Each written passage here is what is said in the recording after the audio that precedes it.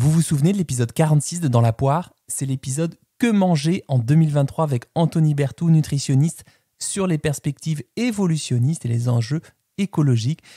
Et moi, il y a une question qui me trottait en tête depuis le début de l'épisode. Avec le manger moins de viande, surtout d'élevage intensif, plus de végétal, des repas composés à majorité d'aliments non transformés, à faible charge glycémique, je me suis dit, mais bon Dieu, ce fameux bon sens sonne furieusement comme de nouvelles injonctions. Certes justifiées au regard d'où l'on vient et peut-être vers où l'on va, mais des injonctions quand même.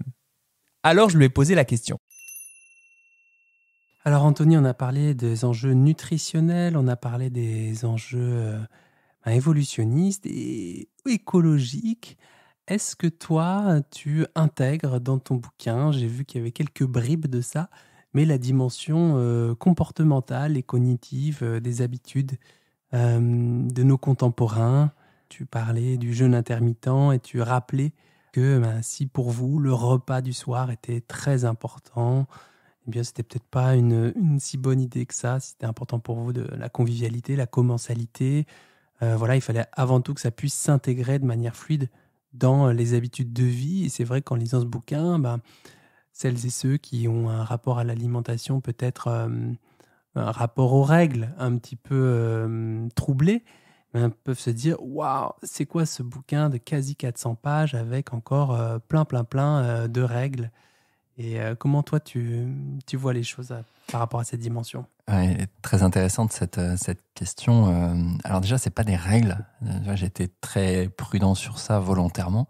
Ce que j'ai souhaité à travers ce livre, qui est en fait juste une synthèse, même s'il fait 400 pages, d'un prochain qui sort là au mois de juin, qui lui va faire quasiment 4 fois la taille de celui-ci, donc qui va être beaucoup plus développé, beaucoup plus argumenté.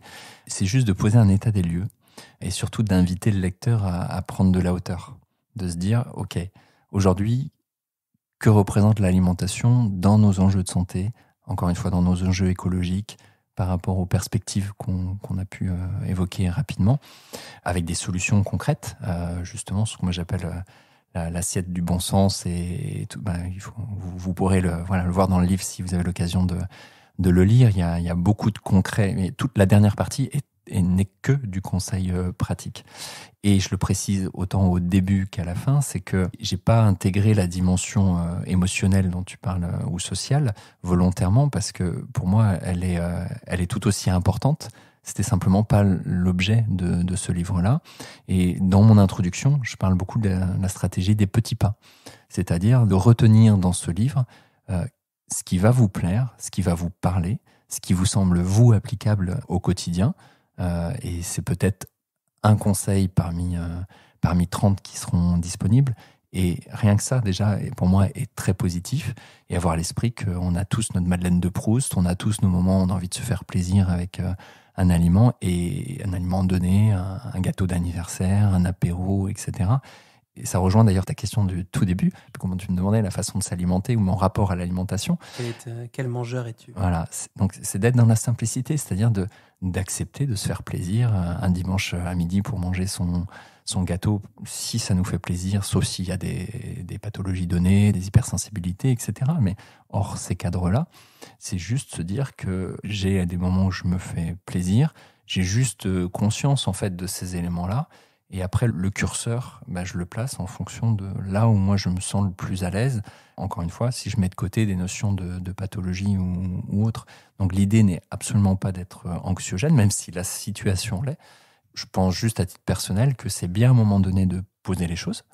Et à partir de là, ok, qu'est-ce que moi je peux prendre dans ces éléments-là qui me parlent? Qu'est-ce que je peux mettre en place? Et je crois aussi beaucoup au cercle vertueux. C'est pour ça que je parlais des stratégies de petits pas. C'est-à-dire qu'il y a un changement qui en induit un autre, qui en induit un autre, et qui fait que peut-être qu'on aura besoin de X mois, voire de X années. On parle souvent de 2 ans pour changer en profondeur nos habitudes alimentaires. C'est très théorique, tout ça. Mais en tout cas, on aura impulsé quelque chose.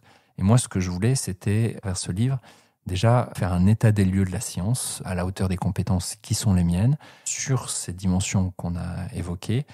Tout simplement parce que, alors j'ai donné des centaines de conférences, des formations. D'ailleurs, on a eu l'occasion de se connaître à ce niveau-là. pour moi, c'était sortir de cette cacophonie nutritionnelle et sortir de mes propres croyances, de me dire, OK, sur tous les sujets, que ça peut être le gluten, les produits laitiers ou les protéines laitières, l'écologie, bref, tous ces sujets-là, c'est qu'est-ce que nous dit la science aujourd'hui? Comment je peux, moi, compiler ça et le mettre dans la dimension la plus holistique possible, la plus intégrative, et notamment avec ce spectre évolutionniste pour essayer de donner des clés globales. Et certainement pas des injonctions. En tout cas, c'était surtout pas le but, quoi.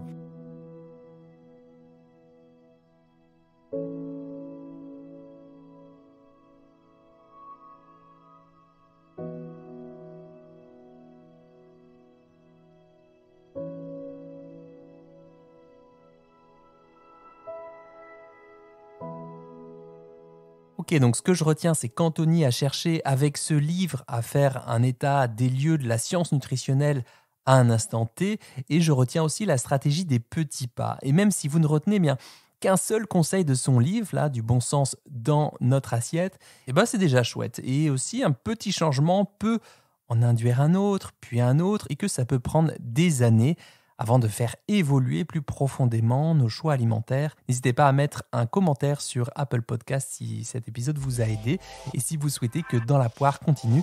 Quant à moi, je vous souhaite un bon appétit de vivre et à très vite pour un nouvel épisode Dans la poire.